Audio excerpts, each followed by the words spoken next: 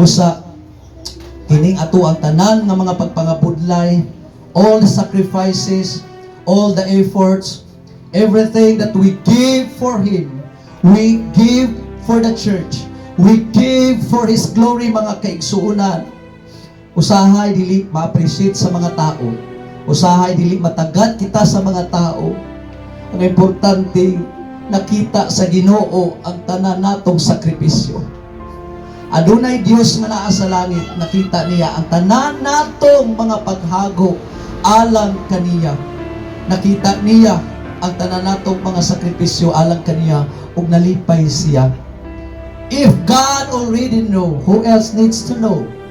Kung ang Ginoo nasayod, kinsa pa may mas labaw pa nga angay masayod sa ato ang kabuhaton nga maayo. Diba? Kung ang Ginoo nasayod na sa tanan natong pagsakripisyo, nakita niya, kinsa pa may makalabaw nga angay nato nga pahibaluon nga masayod sa atong pagsakripisyo o atong pag-antos alang kaniya. The moment that we sacrifice, mga igsoon, the more we become like Christ. The more we suffer, the more we experience sacrifices, the more we become like Christ. Amen!